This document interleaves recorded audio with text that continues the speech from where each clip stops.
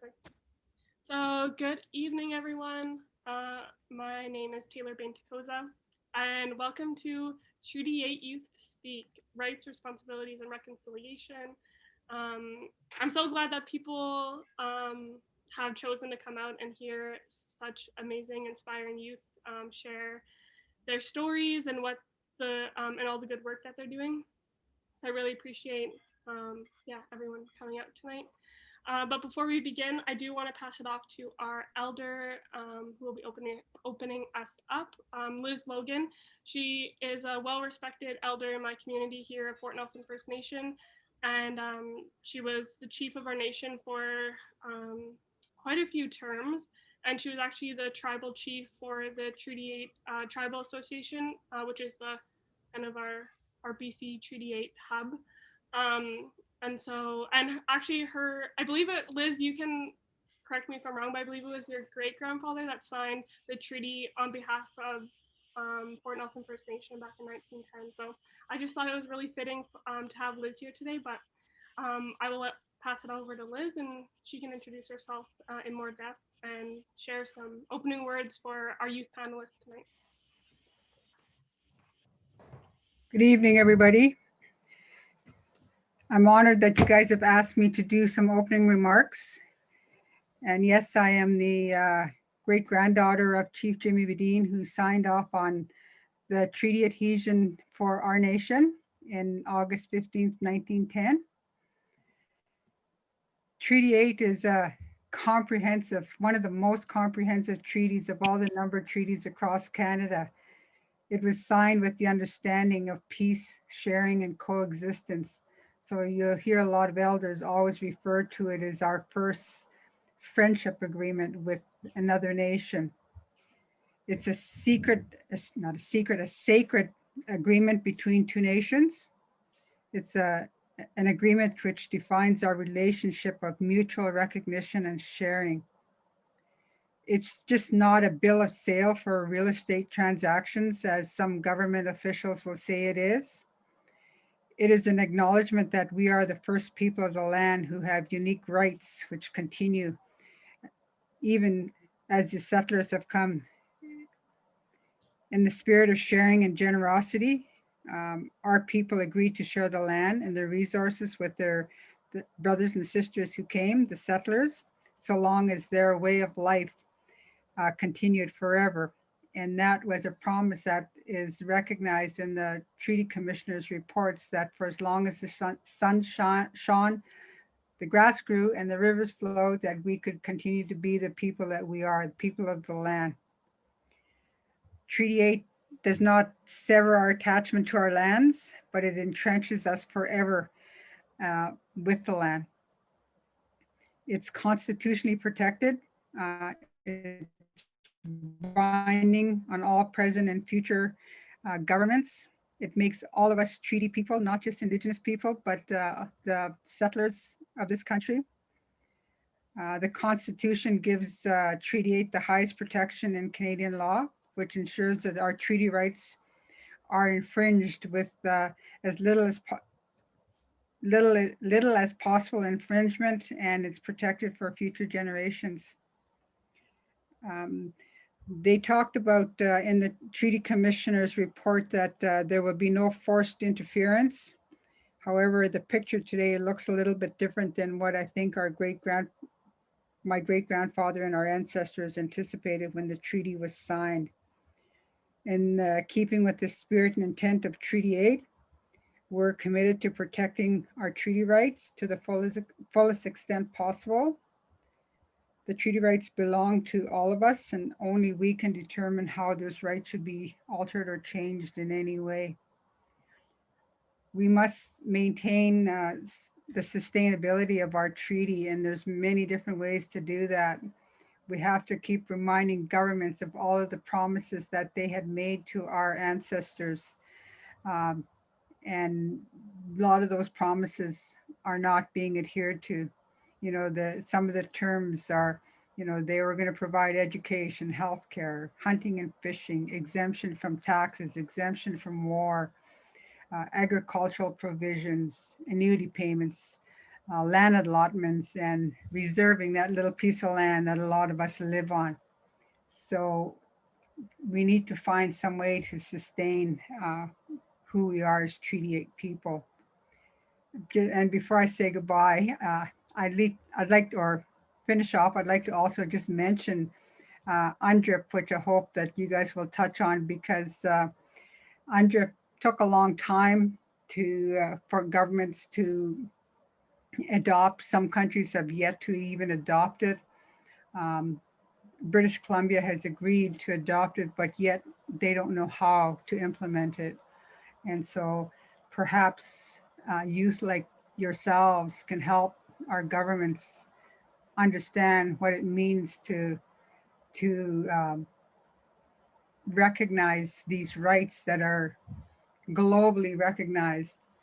It addresses individual and collective rights, including culture and identity, education, economic development, health, all of those things. So it is a very important document that I hope that you guys won't overlook. I know that I just like to say I'm very proud that you guys are coming out and speaking about, our rights, our responsibilities, and reconciliation. Because if it wasn't for the youth, we would have no future. And having you guys step up, I commend you, because what remains to be done is huge, and it has to be put on the shoulders of our youth right now, because a lot of us are getting too old to continue the fight. So, but I believe that you guys have strong shoulders, and we're putting it in your capable hands. So thank you very much, Selodine. Merci. Yeah, merci, Liz. Wow. I love talking about this stuff.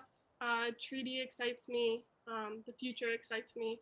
And yeah, I just am so honored to hold this space tonight for 4 amazing panelists from throughout Treaty 8.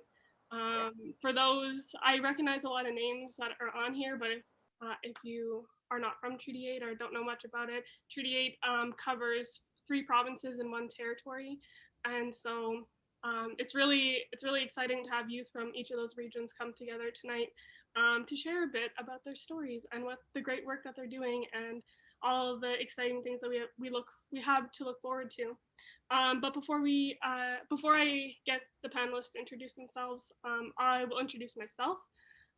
So my name is Taylor Behn-Tsakoza. I am from the Fort Nelson First Nation on my mom's side and from the Prophet River First Nation on my dad's side. Both of my communities are located here in northeastern BC, Treaty 8 territory. So yeah, I'm really, my roots run deep here in the northeast corner of BC, and it's really, I think it's special when both sides of my families are, our communities are signatories of Treaty 8, and I often reflect on like what my role is as a young person, as a Dene woman, as a leader in my community and in upholding our treaty rights. So yeah, it's just really, again, just really good to be here. I guess a little bit more about myself. I am a Yes Nawas educator for YouthCo. We're an HIV and Hep C nonprofit based out of Vancouver. So that's what I kind of do. That's my day job, I say. But another big important role that I hold is I'm currently the female youth representative for the BC Assembly of First Nations. I work alongside Khianna on the AFN National Youth Council. So that's kind of what kind of the work that I'm doing right now. But yeah, so I have 2 more things before we get the panelists to introduce themselves. I just wanted to give a shout out to Canadian Roots Exchange for supporting this event tonight, for providing the resources to be able to, compensate our panelists for their time and yeah, and just believing in this work.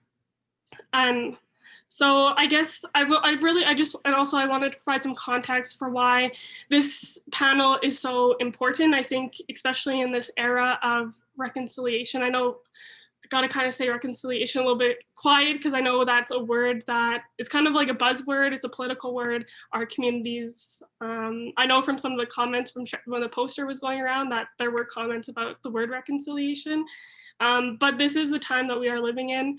And I think, elevating and hearing youth's opinions, perspectives, and what they want to see for their future is really vital for, just moving our country in a really good and like hopeful way. So yeah, and so I guess through support through Canadian Roots Exchange, I'm actually part of the Youth Reconciliation Initiative. So they brought together youth from all across the country back in November, and just provided us with like networks and resources to host events like this. So this was my event that I chose to pursue through my involvement with that program, and I just think I'm a fairly active youth in my community and within like my province. And I hadn't seen any events or opportunities for youth across Treaty 8 to come together and to, share maybe commonalities that we're all going through, but also kind of like hearing what like their communities, nations, provinces, and territories are doing to around like reconciliation and our treaty. So yeah, I'm just really honored again to have youth from all over Treaty 8 to come together. I hope this is just like a Kickstarter for future events that, my goal is when COVID's over to have like a Treaty 8 wide youth gathering. That would be like my hope. And hopefully me and Khianna can like make that happen. Yeah, so I hope this is just one discussion and dialogue of many to come. But yeah, so that's a little bit about me, about why we're here tonight. And one more thing before I pass it off to our panelists is just some housekeeping for everyone who's here in attendance. So we are doing, this isn't like a webinar style Zoom, it's more of like a meeting style. As you can see, we can all see each other. If you can remain muted unless you have something to share, then please do that. You can keep your video on or off. You can use the lovely reactions. I know Zoom is kind of interferes with like our natural like ability to interact with each other, but that reaction button is always fun and is a good way to kind of like hype up our panelists. So I encourage you to use that. And also there is a raise hand function. We will be having a Q&A after our panelists share.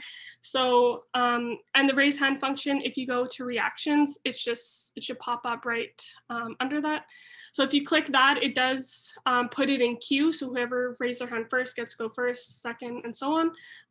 So yeah, I encourage you to use those as well. But that's enough for me to talk other than asking questions, but I'll pass it off to our panelists. I think I'm actually gonna, let's see. Oh no, I was gonna try and spotlight you guys, but I don't know if I can. Anyway, we'll leave it like this. I won't even touch it. I will pass it off to actually my twin sister first, just because I can pick on you to do that. So yeah, I will pass it off to Morgan Behn. I knew you were going to do that. So again, as for the ones that don't know, I'm Taylor's twin sister.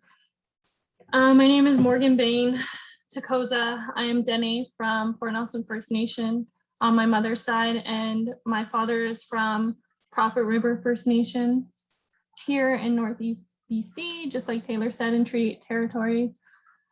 I am part of the Northeast Roundtable for FNHA. And also I sit along with Taylor on the life promotion for all my relations, a youth committee through FNHA as well. There is 12 youth that represent each health region within BC that make up this committee. So we've done a lot of great work promoting mental health and addiction across in our communities across our province. I am a former counselor of my nation. I was the youngest elected counselor and leader in many rooms.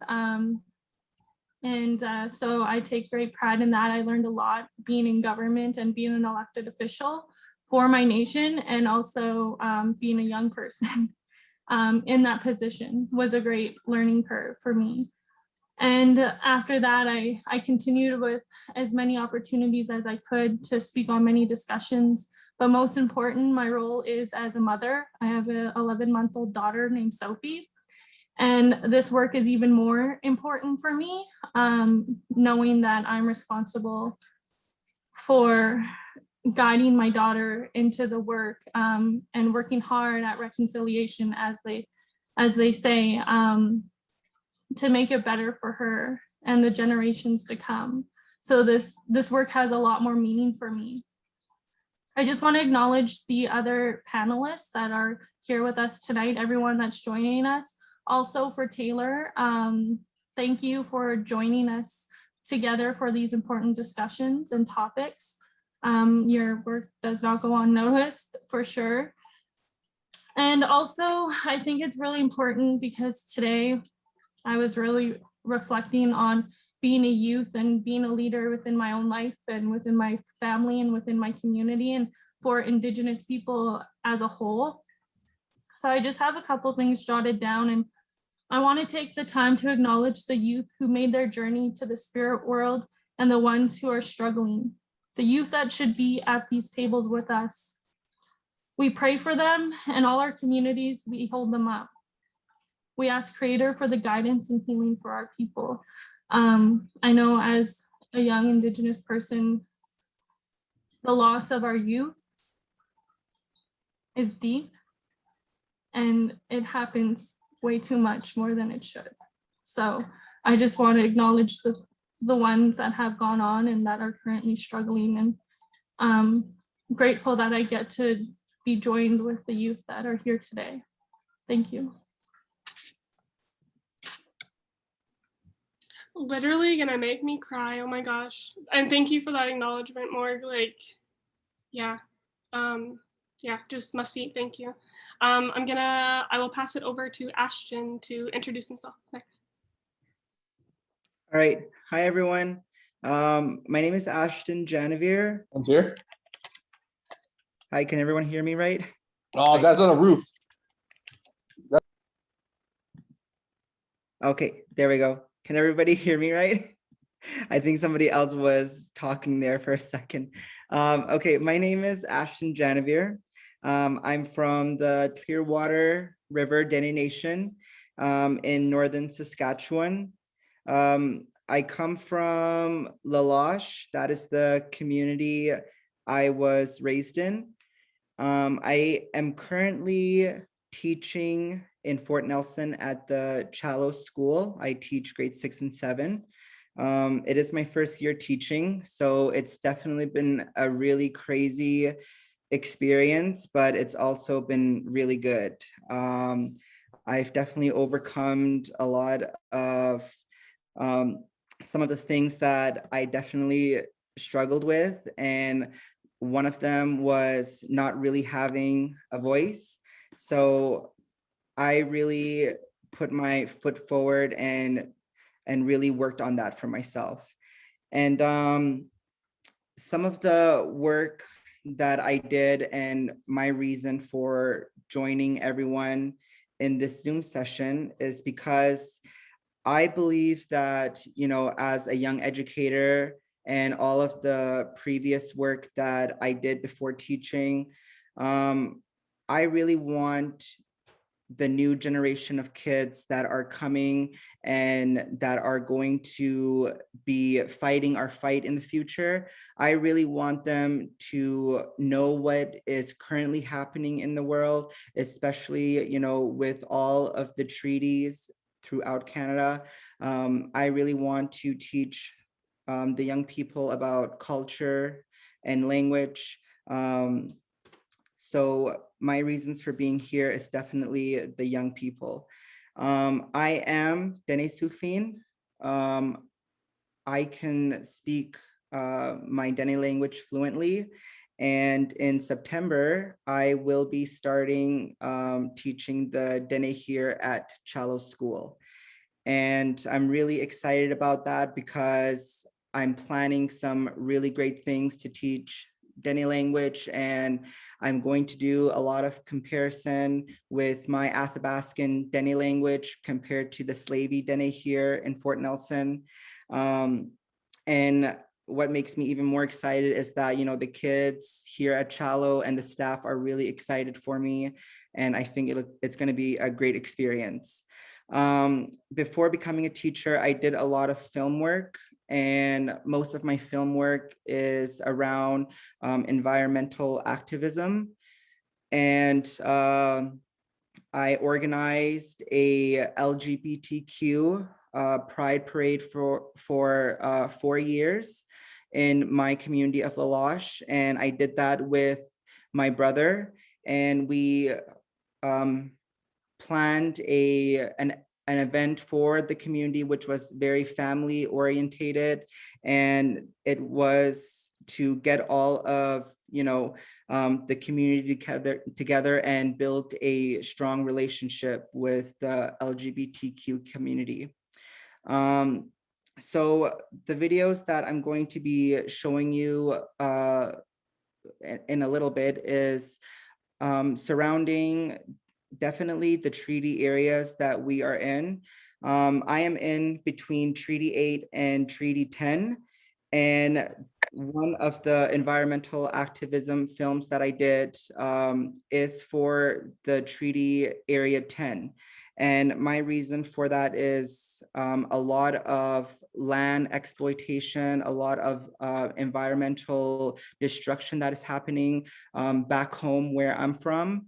And all of the multi-million-dollar companies that are over there excavating the lands and searching for oil and uranium, that is something that I just felt like I had to do something about, especially for my people back home, and especially for the elders that are still living and surviving off the trap line. I really felt a fight that I had to commit for them, because I feel like, you know, that's something that they can't take on right now with, you know, this modern lifestyle of fast technology, of all these different kinds of organizations and companies that are involved in it. And especially, you know, our own governments that tell us all of our laws and obligations about treaty. So I just felt like that is something that I'm standing for, and I want to help try to make better for future generation. I'm so happy you could be here tonight, Ashton. You're like a celebrity in our community. I don't know if you know, but when the posters come around, they're like, Ashton, he's a teacher at Chalo, right? And I'm like, that's him. And he's like, he's gonna be teaching Dene in the fall. I'm like, yep, that's him. I'm like, you are just so talented, educator, filmmaker. I'm excited. I'll let Morgan Tsetta introduce herself, because she's also a filmmaker and does awesome, amazing stuff. But yeah, thank you. And off to you, Morgan. Hi, I am Morgan Tsetta. I am a member of the Yellowknife Dene First Nation from Yellowknife Northwest Territories. I currently live in Vancouver, but I split my time between Yellowknife and Vancouver. My work that I do is in my community in Yellowknife. I work with the Shinta Center for Research and Learning as their digital media coordinator. So I work with them to document and preserve through film a lot of the traditional and cultural daily values, and some interviews as well in our native Tlisho language. So that's what I do. I also work as a filmmaker. I do freelance filmmaking, and I don't know, I'm excited to be here. Number one thing, forgot to mention, I did a campaign for my nation on the giant mine pollution, and that kind of snowballed and kind of brought forward kind of a campaign and a demonstration regarding the poisoning and just the activism that's going on within my nation regarding giant mine. And I'm humbled to have been a part of that, and I'm excited. So short but sweet. Must see Morgan. Yeah, you might recognize Morgan from TikTok. She is, yeah, a force to be reckoned with, and I'm so happy you could be here. I attended Deshinta last December, so that's how actually I met Morgan. And to see her in action behind a camera is like, you are brilliant at what you do, and I'm so happy you could be here. But I'll pass it off to our last panelist, Khianna Ribbonleg, with her fancy background. Yeah. I'm in my bedroom, so I don't want you guys to see that mess. But hello, everybody. My name is Khianna Ribbonleg. I am from Janvier Prairie in Little Red River Cree Nation within Treaty 8 territory. Like Taylor said, I am the Alberta Region's female youth representative for the Assembly of First Nations National Youth Council. I got on board in December of 2019, so I'm just about to finish my 2 years, which has been great. I've learned a lot from our leadership in the region, especially from Marlene Patras. She's the regional chief for the region, and she's been my mentor. And this is where I kind of got the idea to advocate. And it wasn't really something I thought was a career until I began researching more and looking into programs. And now I'm a student at the University of Lethbridge in Treaty 7 territory. I'm completing my 3rd year this year of the Bachelor of Management, and I major in Indigenous Governance and Business Management. I'm also a part-time student at the Indigenous Service Canada. I work for community initiatives under education and First Nation relations. And the only reason I wanted to go into government was to learn about the treaties, which I have, and reparations. You know, I'm not a little traitor. And what I learned that the treaty territory in Alberta, or the treaty First Nations are doing, is so inspiring. They are really building the momentum for treaty implementation, and they're working on, I don't know if I'm not going to be specific, but I'll be very vague because of my job, but they're working on looking at their own membership and researching that, and they're going to be talking to leadership, membership, lawyers, and band managers, and chief and council, and just getting everybody involved with what that looks like. So that was so inspiring to see. And even like, I was there when they had their proposal, and it was basically like, fund us or don't fund us at all. Like, we need, like, we're asking, but we don't need you in the end. So I love their stance when it comes to dealing with government. And I advocate for Indigenous youths and their treaty inherent rights. And what else can I say? What are my ties to my nation in Treaty 8 territory? I've got ties to my nations because I'm the daughter of Dennis Slobokan and Cynthia Ribbonleg. They're Cree. I'm Cree. I am a descendant of the Cree Nation that signed treaty. I like to acknowledge that because I am surrounded by Denes right now. So and I've heard stories from my parents and our family's origin, and we originated from the Slave Lake area, and we came north to Dene territory. And I was actually going to share a story later on about the treaty that among the Dene and the Cree in Alberta. And we've been here since time immemorial. So thank you for listening to me in my really good intro. Hola. Works for AFN, works for ISK. next Prime Minister. um, Mussy, thank you everyone for introducing yourselves. As you can tell, everyone, that we have, our panel is just so inspiring and is just doing really good work that I think needs to be acknowledged. So I'm glad that they're able to share a bit about what they're doing today. But yeah, actually, I'm gonna pass it back over to Khianna because she's gonna do a quick presentation on treaty. So I'll pass it back to you. You're gonna have to give me some help with screen sharing, but a lot of my research came from Sheldon Cardinal, and Sheldon Cardinal is Harold Cardinal's son. And I don't know if any of you guys know about the red paper, but it was a response to the white paper in 1960. Was it? Yeah. And he has been advocating at a federal level since he graduated law school. So it's been really inspiring to meet him and learn from him. And we've been just going back and forth this semester with emails and questions. So hopefully I'll include that in my presentation. And I'm actually going to set a timer now, so I stay within about 15 minutes.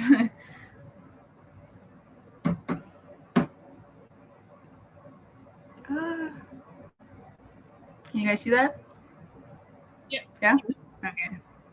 I'm going to leave it open so you guys can read it. I can't always read everything. So this is a brief history of treaty number 8.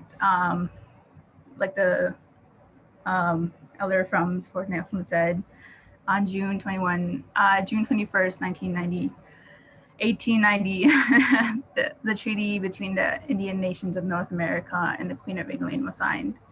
The signatories of Treaty 8 agreed to the terms for reasons of peace and friendship, ensuring what they thought would hold a partnership. Treaty 8 was the most comprehensive treaty encompassing a landmass of approximately, oh my God, that is a lot, and it's home to 39 First Nations communities.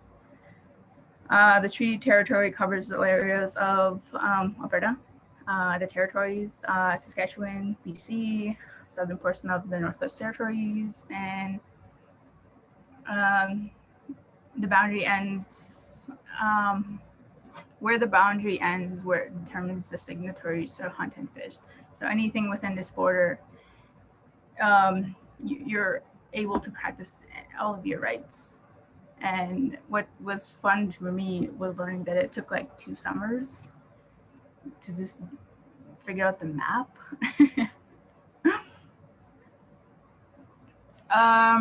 The treaties among our nations prior to the signing of Treaty number 8. Over the years, I've heard many people say that non-Indigenous peoples brought treaty making to Indigenous peoples. This is totally false. It is not true because Indigenous people living on Great Turtle Island have always had treaty making. You only have to go back a short way in the history of our Cree peoples who made the treaties with our neighboring Indigenous nations. There were wars between the nations, so there was a need for peace treaties. Peace treaties are known to the Cree, and the Cree made a peace treaty with the Dene that is still in place. The Cree and Dene Treaty concluded before the coming of the non-Indigenous peoples was to demarcate our territories. I'm so bad at pronunciation. And it is known as Peace River. That's in the valley between, it's by like Grimsaw. And there's a lot of First Nations within like that area. The north of the Peace River is Dene land, and the south of it is Cree territory. When I cross the Peace River going north into Dene territory, I always give thanks to the Dene for letting me come into their territory. I say a prayer to the Cree and Dene elders who said that we could travel in peace, and this is the meaning of a peace treaty. It needs to be lived. It is not an empty phrase or value. It is a living spirit. What is the spirit and intent of Treaty number 8?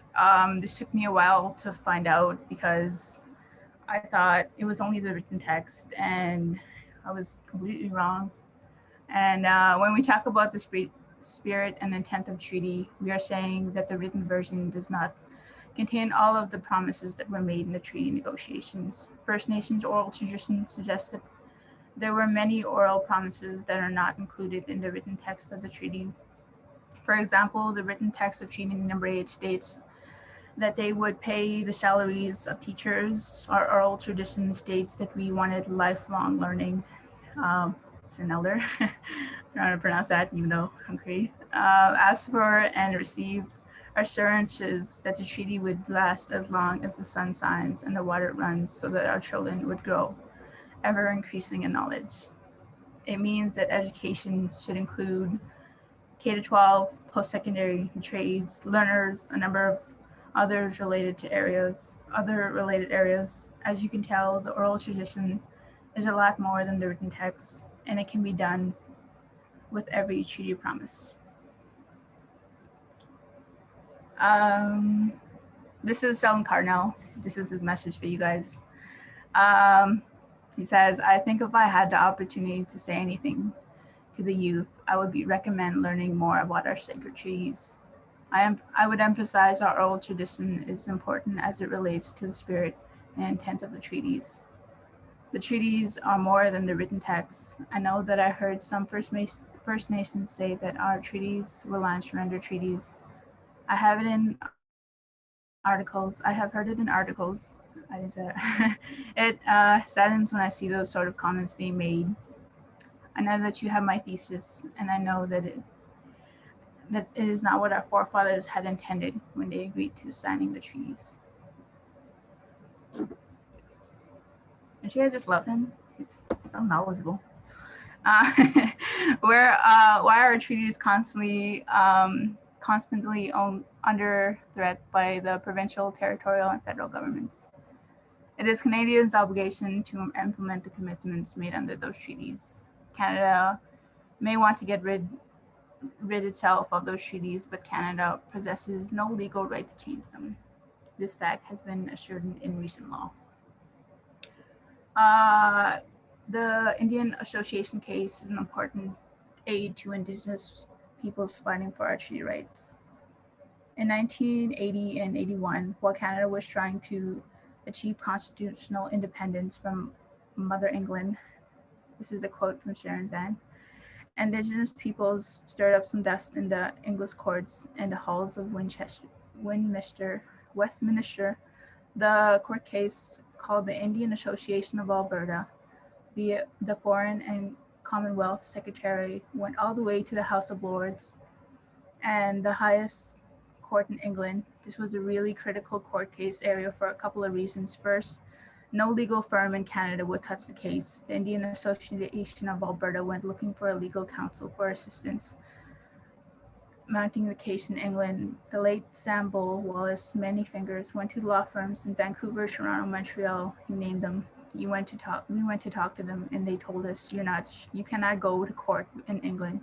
You have no standing to appear before the courts in England. But the elders said, go, because the treaties are important. We made those treaties with Mother England, and it must mean something. So we found lawyers in England, and we were prepared to take the court. And we did get into the court, and we did have some standing before the courts in England because of the treaties made in the 1870. I don't know. I don't think that Bible was supposed to be there.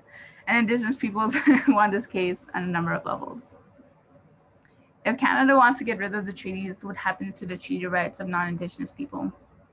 Those treaties live in peace in our lands and share our resources become null and void.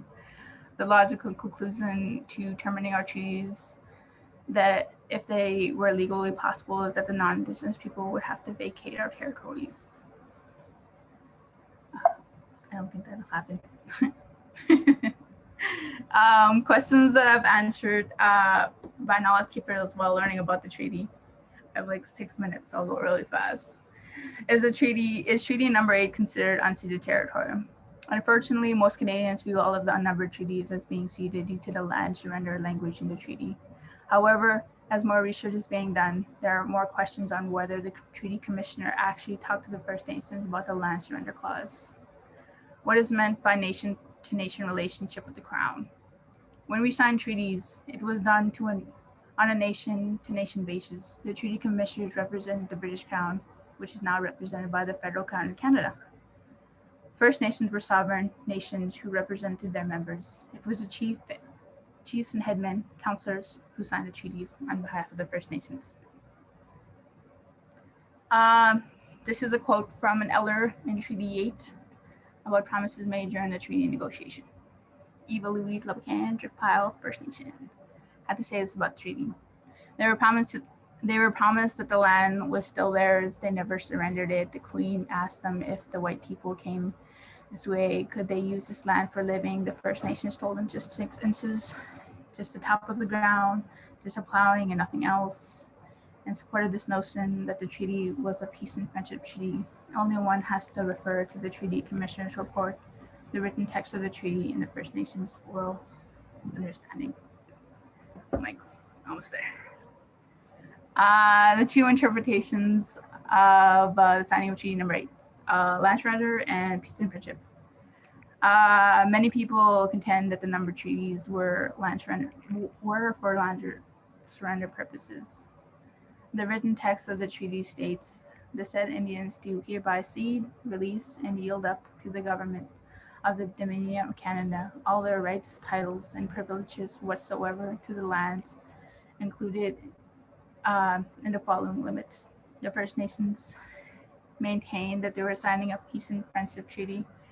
The oral tradition is very clear that First Nations agreed to share this land, 6 inches of topsoil, with the non-native settlers for farming purposes only. In addition, First Nations are also clear about the sharing of lands did not include giving up any of the natural resources. Many First Nations raised questions on the lack of consultation and validity of the 1930 Natural Resources Transfer Agreement. And some First Nations leaders have stated that if they receive an appropriate share of the lands and resources, that they would not need any additional federal funding. Wow.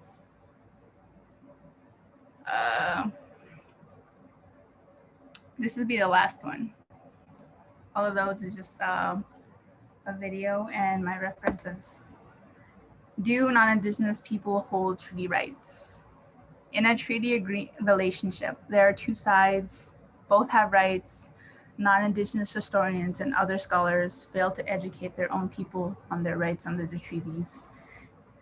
The primary reason is that non-Indigenous people can live in our lands. Indigenous people honor that right. They are not interfering with the treaty rights of non-Indigenous people. Our elders agreed that rights could be given to non-Indigenous peoples coming into our lands. At the time of the treaty making, the treaty commissioners said to our people, we want to live here in peace. This is a treaty right. When non-Indigenous people think that their land rights are being violated, they react. They do not see that the right to live here in peace is a two-way street. The elders say, honor the treaty we made. We gave our word at the time of the treaty making that we would let them live in peace in our land. These are the living treaty rights by which we live every day. They are treaty rights that the elders gave to the treaty commissioner as they requested. However, the treaty commissioner did a poor job conveying the treaty to the colonizing government and to the settlers. Sharing our resources, a treaty right of non-Indigenous peoples, has led to the colonizing government assuming control over all resources above and below the surface. That's my dad. I'll try to finish this and then I'm done. This is a treaty right violation. One of the many treaty rights of non-Indigenous people is to respect the land, and this is not being done. Our lands are being destroyed by non-Indigenous peoples. Our animals, our birds are being destroyed. This is a violation of the treaty by the non-Indigenous people. The non-Indigenous people are forgetting to have the respect for the land and all its relationships. So thank you for listening to me. I worked a lot on that. I don't know how to do this. Taylor, you're gonna have to help me out here. Wait, And I'll just go. Oh, there you go. perfect. Oh my gosh, thank you so much, Khianna. I'm like, as much as I feel like I know lots about the treaty, like listening to you, I'm like, oh, like so many. Yeah, I think especially I think Liz touched on it about like, you know, like everyone that lives within a treaty territory is a treaty person, and you know, like our nation signed on behalf of us, but the Canadian government signed on behalf of like non-Indigenous people, and so yeah, I think that's one thing I took away from that was like, oh yeah, thank you. Yeah, Mussy. I will pass it over to Ashton though, because he is going to show a video, and then we'll jump into our main discussion. Take it away, Ashton. Okay, thanks, Taylor. Just to mention, Khianna, I'll definitely have to use your slideshow for one of my future teachings. I think it's definitely a great slideshow. Okay, so the video that I'm going to show you, the first one is called Protecting Our Homeland, and it does have a Dene title, which is called Nohane Bagulni, which means protecting our homeland. So the video will explain to you my purpose for creating this film. It was definitely a faster way for me to get this information out on social media so that everyone, not only in my community, but also surrounding communities, can know what is happening in the far north. And the main part for me for going to making this video was because a lot of people back home were not acknowledged about what was happening up north. And a lot of people still use our treaty land, Treaty 8 and Treaty 10, for hunting purposes. And a lot of the animals are going through a lot of destruction with what is happening with all the companies that are going up north and exploiting the lands. So I will share my screen and I will play my first video. Okay, can everyone see? Okay, awesome.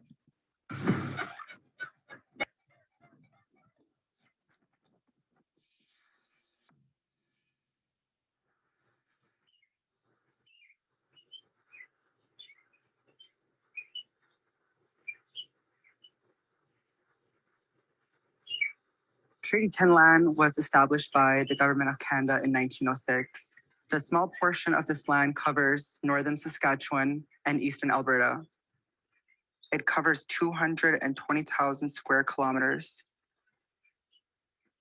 The promises of Treaty 10 was a reserved land that includes education, farming, and most importantly, the rights to hunt, trap, and fish. This treaty allows First Nations people to live and practice their culture, traditions, and preserve their languages.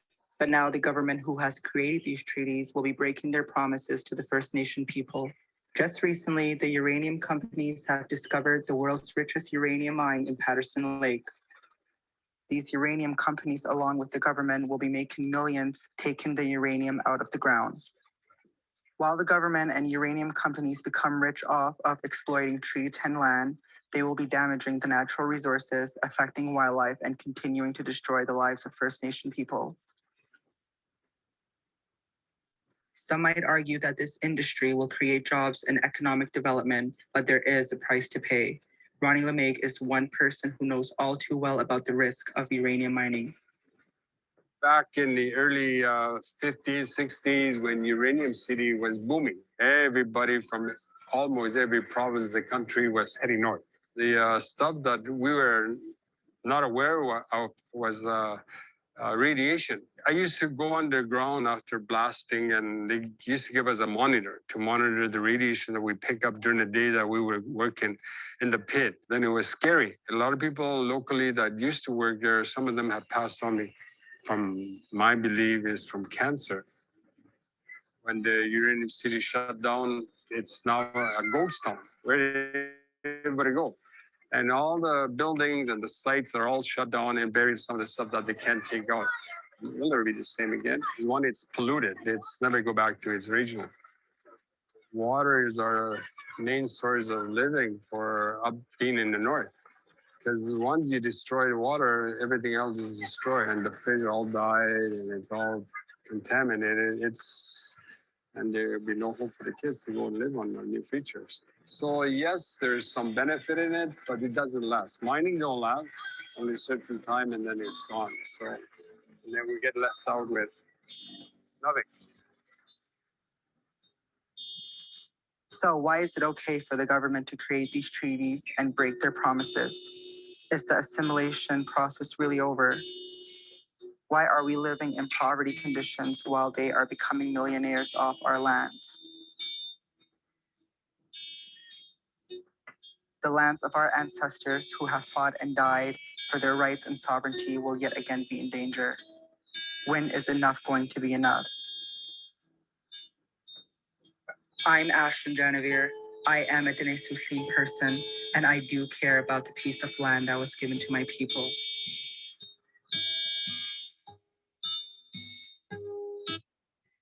Okay. That was the first film.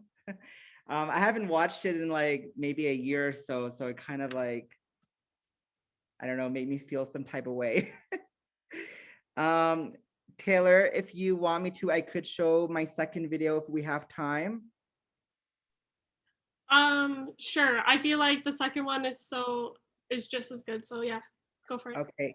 So my work kept continuing on, and I felt in the second video, I wanted other people to get their voice heard about how they felt about the mining that was happening up north. And I was lucky enough to get some really great people to speak in my video, including a student who was in grade 4. He has so much knowledge about the land, and he really has a compassion to get his voice out there and try and educate people. And he was a really big star of this next film. The next film is called Media Resistance, Land and Water. And I will share my screen again and play the video.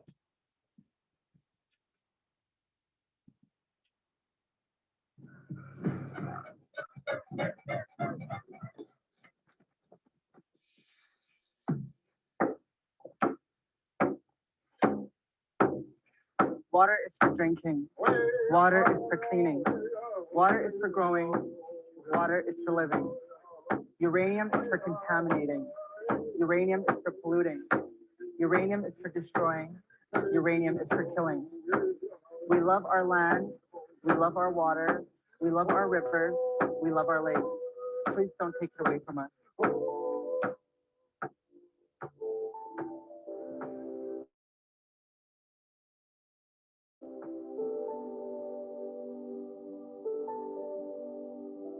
Hello, Canada. My name is Mary Ruling. My name is Delphine Lundgren. I'm Jean Marie's wife. My name's Candace Paul. Hello, it's me, Landon. I'm here behind the school in the Losh, Clearwater River. Today I want to talk about mining, exploration, what's going on further north of here, Patterson Lake. The uranium industry has been in Saskatchewan for 60 some years. Every place it's been to has been contaminated, and the people are getting sick. What do you feel about the water? It's our environment. It keeps the land hydrated, and without it, none of this would even be here. This lake, Patterson Lake, is a beautiful, clear lake that has provided fish for generations and generations of people. These companies fission uranium. They've discovered a huge high-grade deposit of uranium ore under the lake. For thousands of years, our people roamed the lands, fishing, trapping. People come up here to hunt, This is part of their hunting territory. They come up here to gather berries. We live up this way many years, and we trap every year. And who needs the water? Trees, plants, humans, animals, even fish. They were content and happy with what Mother Earth provided for them. Okay, well, we are just heading to Ducharme Lake, and we're gonna visit Delphine and her husband, Jean-Marie. Yeah, they stood up against all the exploration that's going on up here, and it's really interfering with their lifestyle. And they were never consulted.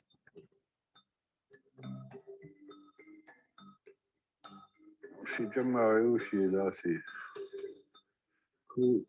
70 years later, that's another time. Then I see something in the laboratory, so the company, they do, Lazio, Salvador, Tucson, Adana, something.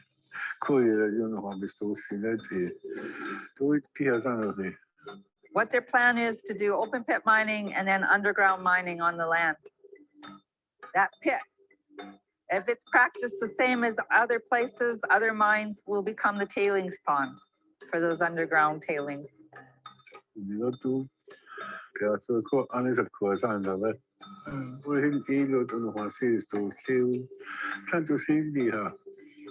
That is going to affect the entire ecosystem of this area.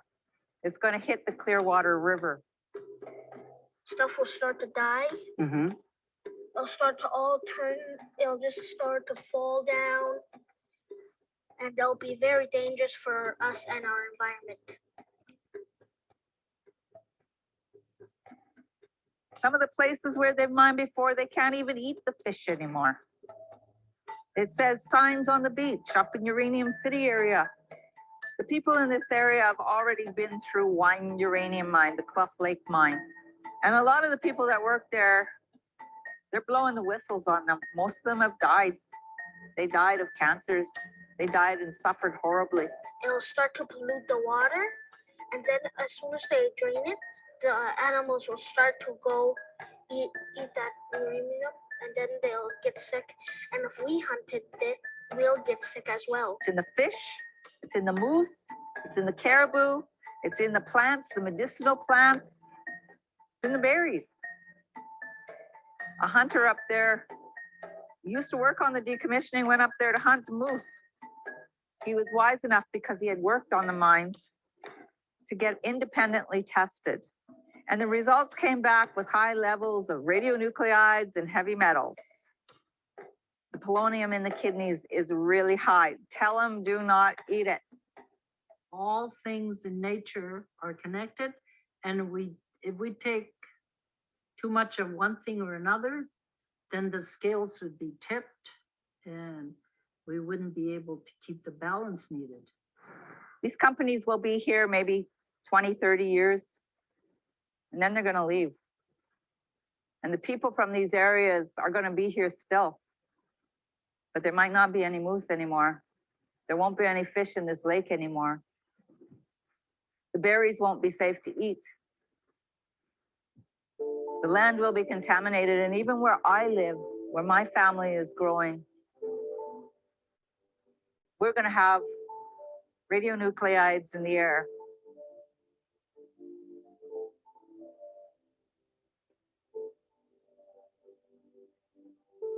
The government has not properly consulted with us. They're taking our land to make their money.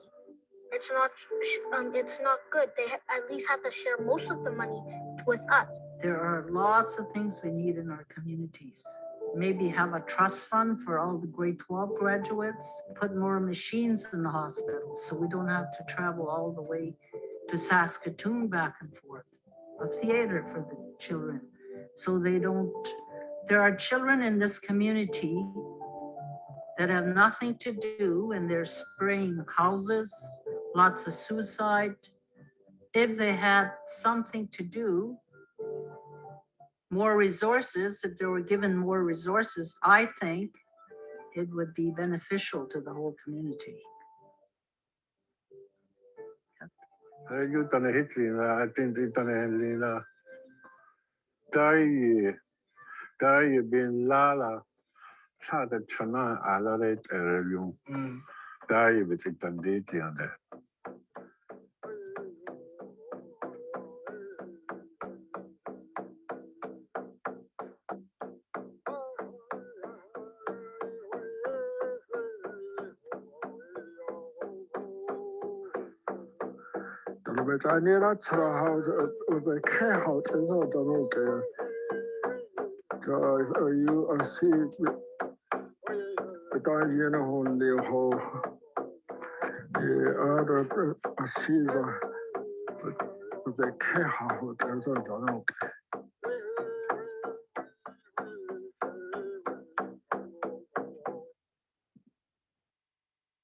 Okay, that was the ending of it.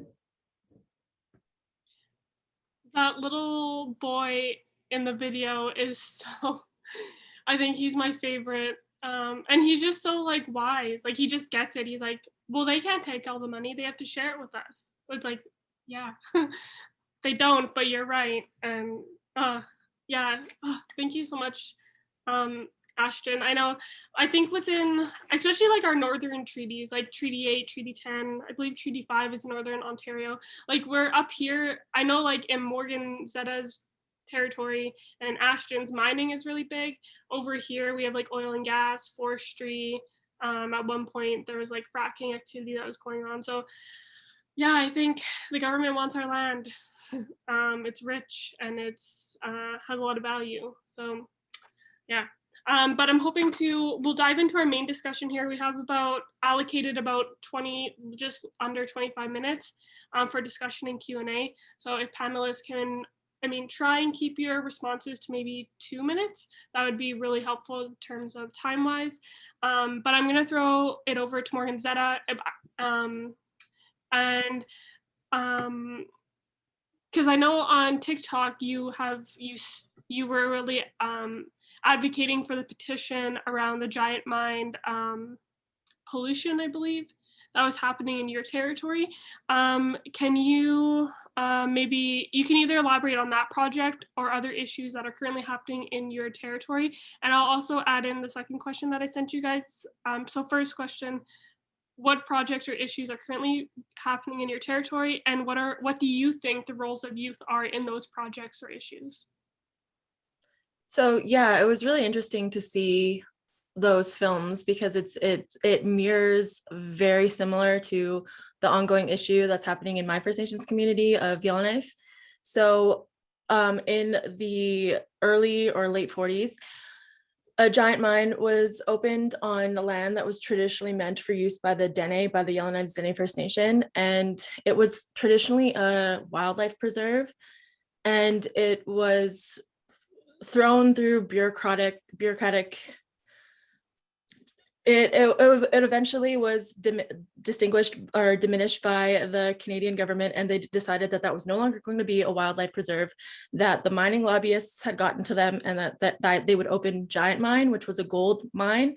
And through the roasting operations that started in 1948 and ended in 2004, over 227,000 tons of arsenic trioxide dust was accumulated at the site through tailing ponds and through storage. So it's quite a significant ongoing issue that we're trying to get just acknowledged by the federal government, and an apology and compensation for the vast amounts of poison that will forever ruin our lands, because there's no way for arsenic to decompose, there's no way to safely remove the arsenic, there's no way to clean up the site.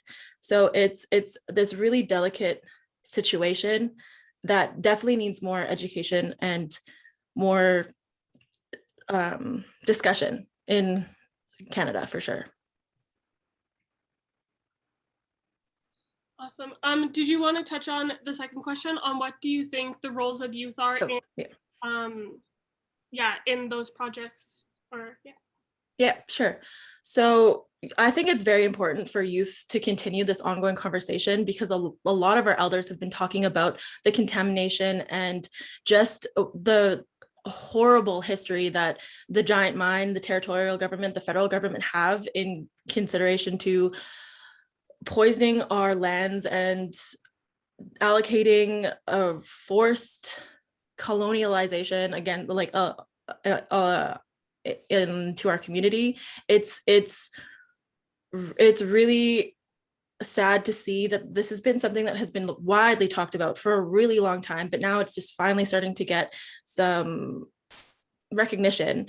And it's very important for the youth to just continue to talk about these things and to listen to our elders, because like I said, the elders have been talking about this for a really, really long time. And if we can continue this message and continue just acknowledging this horrific history, then we can not only move past it, but also work on a nation-to-nation relationship that can hopefully solve some of the issues that we're still dealing with. Awesome. Yeah, I think I was running a youth group in my community last week, and we were talking about like the history of our nation here in Fort Nelson, but also we kind of were talking about treaty as well. And some of the youth didn't even know we were part of Treaty 8, and these are like 12, 13-year-olds.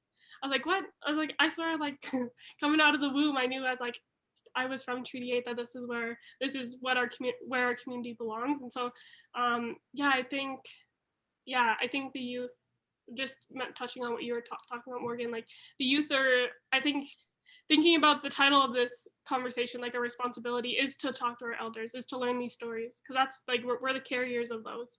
And so thank you. I'll pass it over to the other Morgan.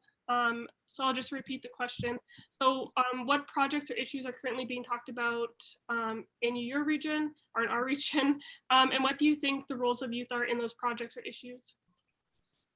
So currently I'm the land code coordinator for Fort Nelson First Nation. So for people that don't know what a land code is, in 1996, 14 communities came together to create the framework agreement, which is leading the nations to host a vote to manage the 44 sections of the Indian Act for land management, but only for reserves. In addition to that, we are working on a land use plan and a land stewardship plan for our territory. So currently I'm right into the land code is we'll be hosting a second vote in October that I'm in charge of to hopefully have jurisdiction over our own reserve lands, because we have to ask Canada for permission, whether we want to build a road, anything that we want to do on our lands, we need to ask permission to.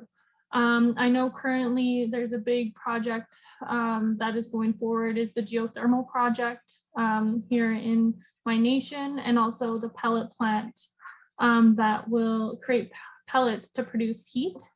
I don't know what the status of those exact projects are now that I'm currently not on council. But I think as a youth, the one thing I learned about being on council was having to face government, having to shake hands with these lawyers and these business people. And it's like, you guys, and what made me so mad is like, you guys are so quick to make these deals with industry and all these different things that benefit you guys. But we talk about the treaty and you guys, you know what I mean? Well, you know what I mean? So I was like, that's the one that infuriated me the most, was like, if it's about you guys, you're quick to the deal. But when it comes to us bringing these conversations forward and what we're asking of you guys, they're definitely holding back. So I think like learning these positions and learning these lawyer talks and being in those roles. Now that I'm not on council, I still continue to take any opportunity and every opportunity to be in these discussions, because like I feel like it's not just like learning to be on council council like on a community base. It's a huge, like, it's a bigger platform to be on. So I'm learning to take those steps and to further, and not just, you know, depending on the colonialized chief and council. Like, I feel like there's a lot more to give and a lot more to talk about if you're compassionate about it. So I think having that experience is great, but learning to take it even further. I want to get into law, so I can teach them how to play their game, you know, from an Indigenous perspective. So I think, like, you know, furthering your education and being part of every conversation that you can be on and in is definitely important. So that's my take on it. Sorry, I got a little hyped up just because it makes me so mad. So thank you for listening to my little rant. Yeah, no, I think from just listening to what you were saying, you know, I think as youth, like and again, just what Morgan was saying about being educated, but also, I was gonna say something now I can't remember. But yeah, I guess there's this idea of like, of being educated about the issues. And I think also like what you were saying about like, I think like as youth, we have like fresh minds. I think as a lot of like veterans of like, who have been on council, like, they get stuck in their ways. And so I think as youth, we can come in as like these fresh perspectives of like, of, hey, like this is like actually what I want to see, or this is what I think is important. So yeah. And just to know, they're intimidated, especially when you speak. So you know, when you come forward and they're the ones that, and I think like youth today, they create a whole bunch of different discussions, you know, the openness that we weren't allowed to express ourselves, whether, you know, there's like sexuality, political, you know, just so many protests going forward on so many different topics as youth, because we have the openness that we weren't allowed to, our grandparents weren't allowed to, our parents, like, I'm a first generation after residential school. And so yeah, so for that, and put that in perspective, is definitely, it's a lot of pressure, but like, you know, it's definitely a lot of benefits and to these challenges. So For sure. I'll pass it over to Khianna. I don't know if you want to mention anything that's happening in Alberta or in your region specifically, but if you want to kind of talk about the role of youth in any of the projects mentioned, or again, any of that's happening in your territory, please. Yeah, I can. When I was growing up, I only got one encounter with an elder, and she told me about the treaty, and it was just like a brief conversation.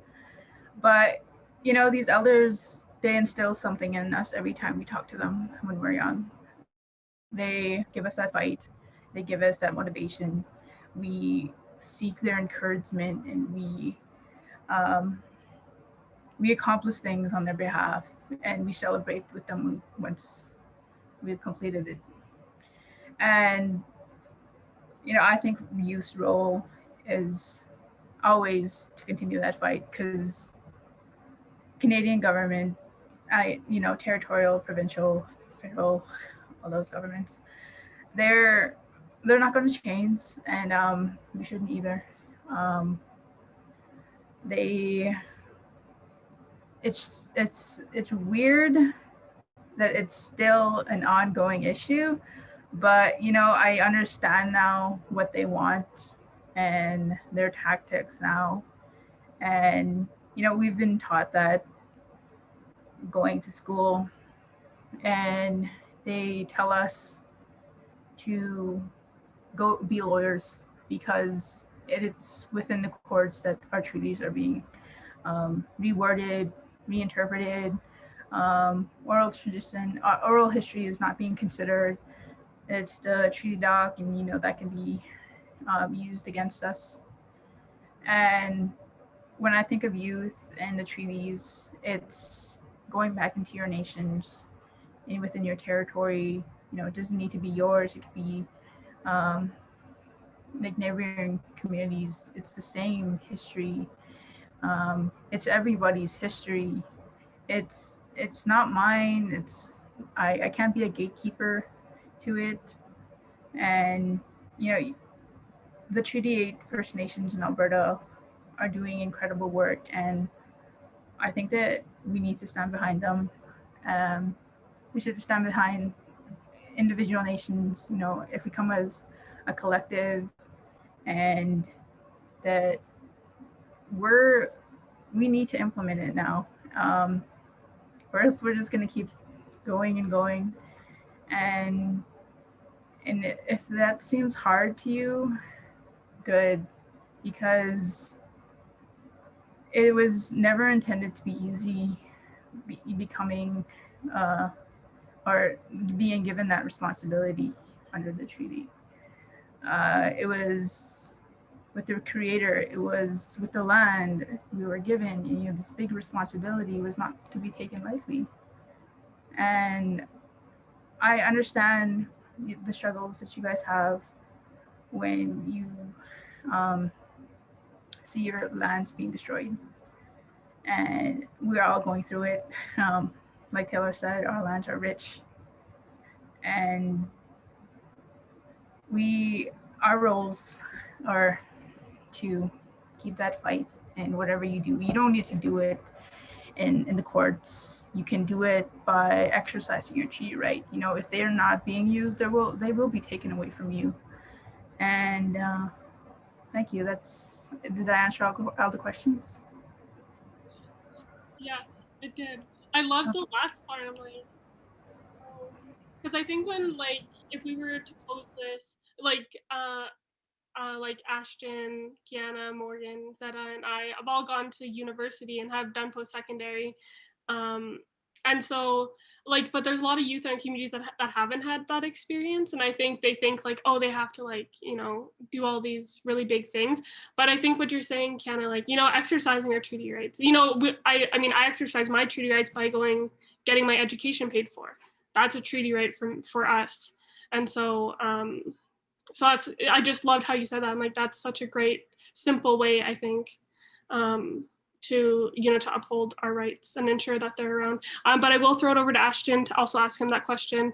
Yeah, what do you think the roles are of youth? Taylor, just to say, just to mention on what you just said about, us Indigenous people, the new generation having to say oh, we're doing this big thing, we're doing this big thing. Yes, it's okay to say that. It's okay to mention that, we deserve a voice. It's time for us young people to start, overpowering these big colonial governments. It is our time. It is the young people's time to know what is going to happen in the future, and they need to be prepared for it. And the roles of youth for these projects, my reason, just to quickly briefly touch on it, my reason for making these films was because nobody in my community felt like they were being opinionated and expressing their voice for what was happening in our backyards. I mean, we still use the Northern Territories for all of our hunting. And, the hunting isn't just only about feeding our families. We also use that to clothe our young kids. We also use all of the different things that we can use from an animal for all kinds of things.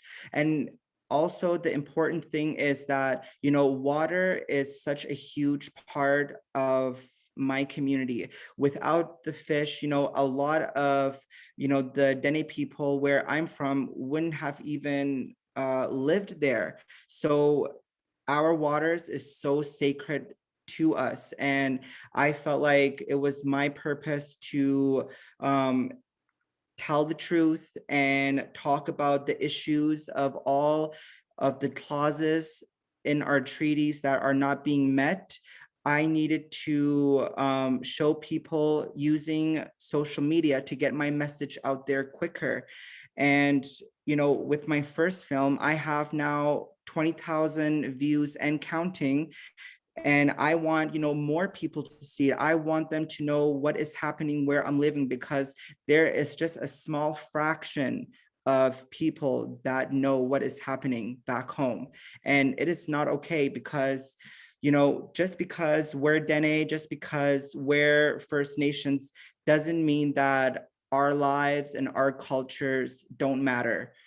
Even though, a lot of the world is only about multi-million-dollar industries, we deserve to have a spotlight to know that we are suffering as a people.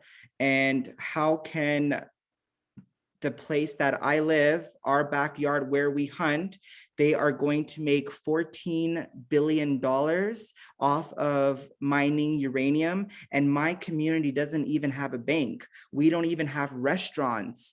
I mean, all of the things that is against us, just living in our community will delay so much young people and for them to have a bright future. I mean, I had to leave home to get my education, and that wasn't easy. Coming into a classroom with just white people wasn't easy. When we get into group work, nobody wanted to be in a group with me. So I know what it feels like, to go through all those things. So for sure, me making this project was definitely beneficial for my community.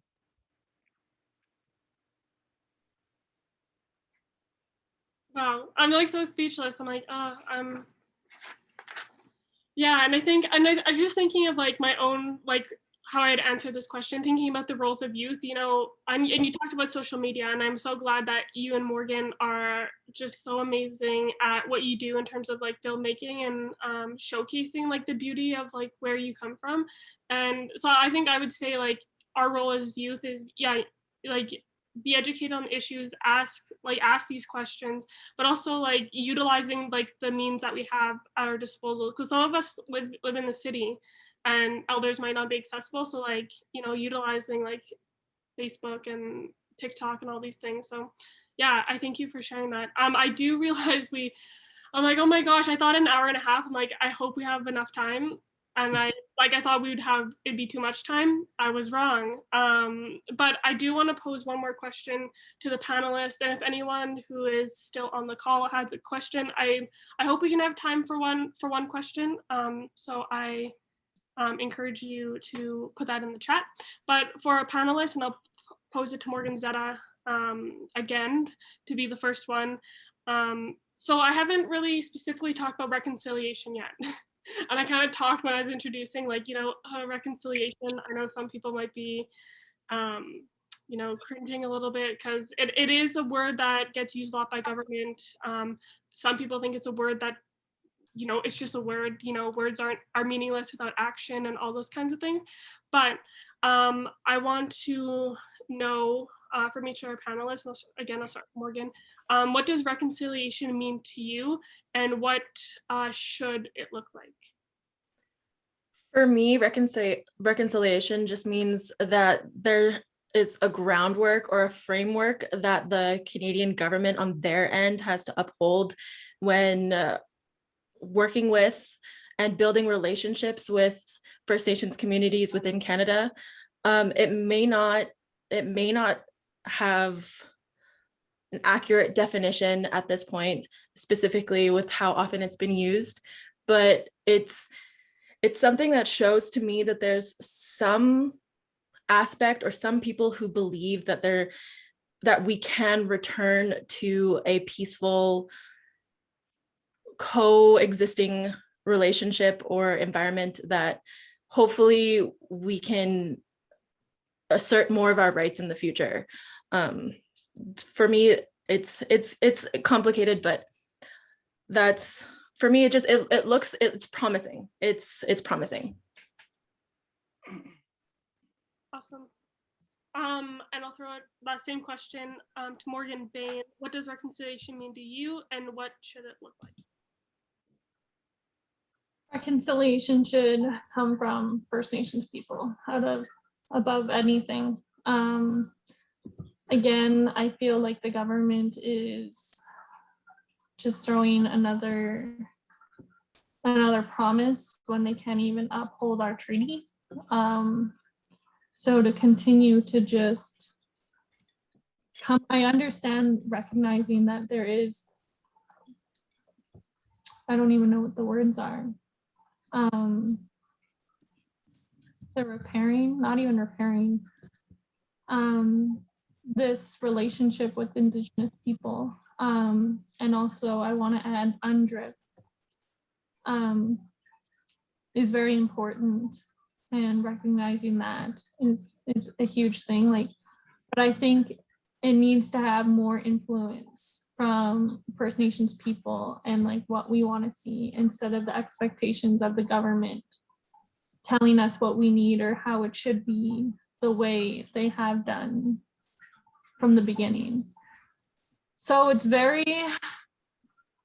complex, and I don't have a right answer. I don't know if I have a wrong answer on this, because I don't know what it looks like.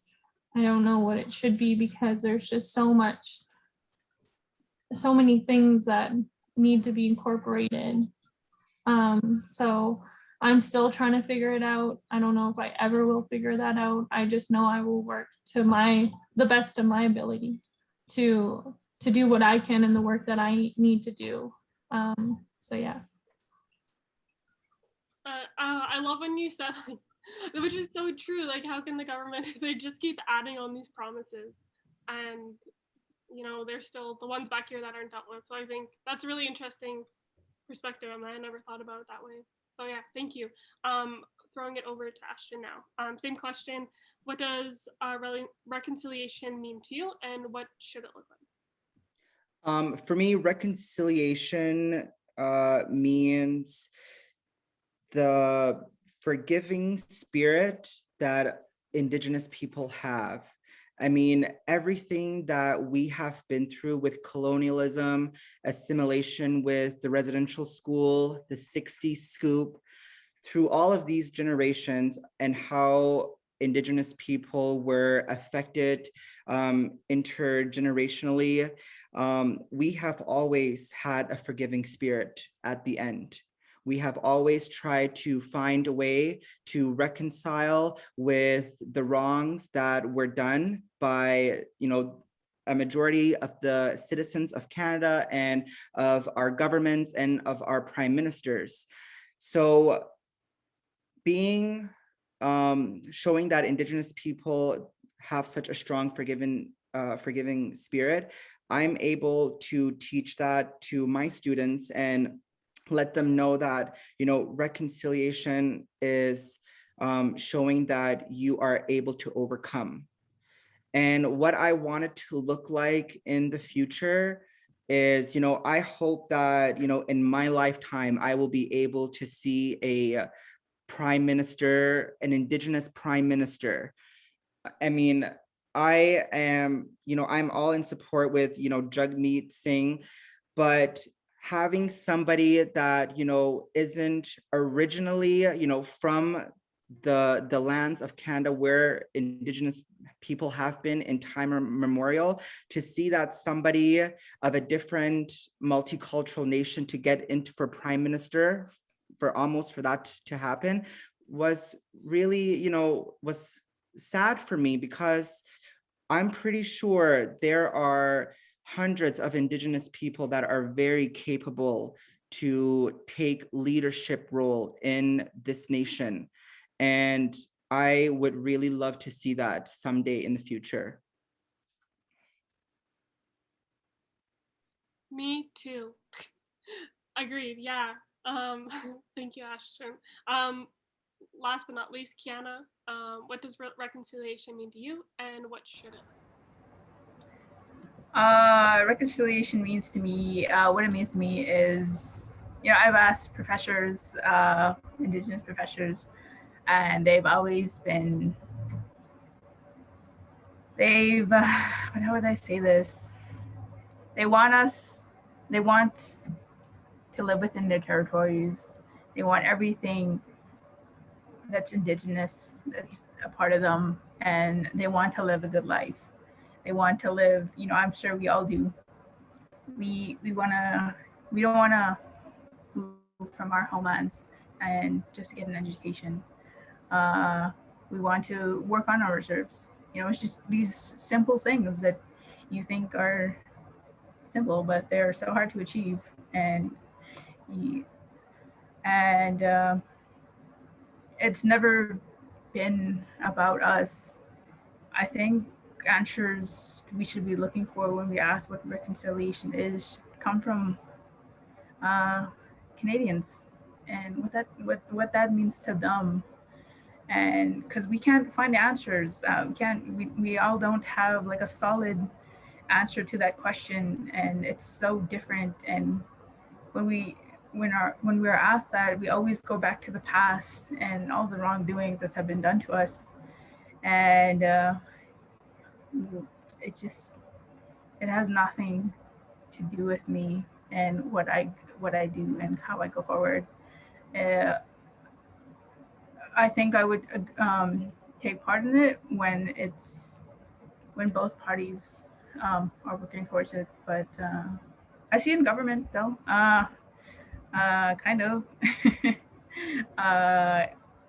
Yeah, it's a tricky question for me. I had trouble thinking about it when I was reading through the agenda today. So thank you. And I mean, when I typed up that question, I was hesitant to ask because I know it varies on what reconciliation means to people. But I've also heard like fellow Indigenous youth say reconciliation means nothing to me. So I get that, and I thank you all for answering that question. I do know that we are over time by a little bit, but I do, before we log off, and I thank you for everyone that is still on with us. Super greatly appreciated. I love all the hype and all the reflections that's being posted into the chat. So thank you for that. But before we go, I just want to give the panelists one more opportunity to share any reflections, thoughts, last words with everyone that's still on the call. So again, Morgan, Tsetta, we'll start with you.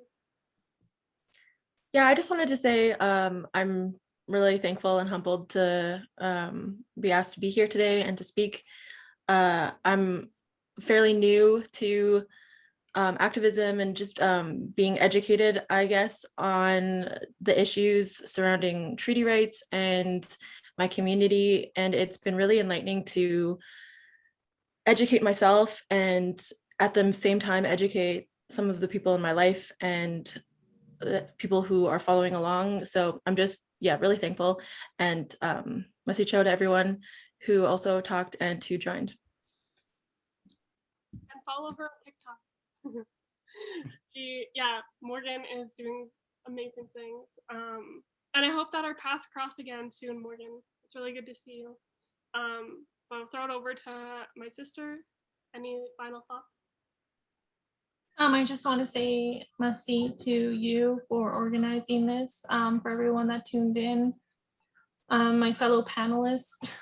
I'm thankful that I'm not in this fight alone, and I have people to relate to and to support me and to support them on so many different topics, and just bringing this conversation to light, because we've been oppressed by so many things as Indigenous people. So to openly just talk and to address what needs to be addressed, because we live it every day. So thank you again, Masi, for being here. Yay. Thank you, Morg. Ashton. I just, am I on mute? Oh, no, okay, I'm good. I just want to say thank you for inviting me for this discussion panel. I think it's a really good experience, and I was so glad to meet everyone and to hear everyone's story and to share each other's thoughts. I thought it was a really good discussion panel, and thanks for everybody else that joined too. Yeah, and thank you for sharing your videos. I know that there was one comment from Cynthia, who's from my community, was saying these should be shared in schools. And so yeah, I think if you Google Ashton's name, hopefully it comes up on Google, his videos should come up. My first video should definitely come up on YouTube, but I can send links if there's a shared email. I can send the links of the website that they're on. And yes, Cynthia, they have been watched in the grade 4, 5, 6, 7 classes. The students absolutely loved it, and we actually watched the second film recently, and that was to get the students motivated to do, a community cleanup, to pick up garbage for Earth Day. And we actually did that today, and it was really, really nice. The kids participated, and we had a really, really awesome day today. I have my youth group tomorrow. I'm sure they'll be talking about it. I actually, now that you say that, they did mention that, because they're talking about, they're gonna dig up this lake, and I didn't know what they're talking about. Now it makes sense that you showed them the video. Okay. So yeah, so good to hear. I think I will send up, there was a question, this is being recorded, and I will send a follow-up email, possibly with the survey, the videos to Ashton's, the links to Ashton's videos. So yeah, that will be sent afterwards. But Khianna, we haven't forgot about you. Any last reflections, comments? It's like a sign of relief that we're not alone in this. Like the territory is being attempted to be decimated. So it's like, oh man, I thought it was just it's like a weight off my shoulders. Like, okay, this is not something I do alone. And thank you guys for listening to me, and I hope you guys took something from me, and that you guys will carry on and teach others. And thank you, Taylor, for this. This has really got me out of my cell. I've never talked about treaty, but I've been learning about it for years. So thank you. Yeah, of course. It's just, yeah, I'm so thankful that we were able to gather today to have this conversation. Again, for those who tuned in after our intros and a little bit of what this panel was about, we're bringing youth from all across Treaty 8, the 4 regions, Alberta, Saskatchewan, BC, and Northwest Territories. So yeah, very thankful for this opportunity, but that's it. So glad we did it. Yeah, so again, I will follow up with an email with this recording, links, and all that good stuff. And possibly contact info if the youth are okay with that, so that everyone can get in touch if need be. So yeah, Masi, and have a good night, everyone. Masi, thank you. Great job. Have a good evening. Bye. Thank you. Presentation Great was job, everyone.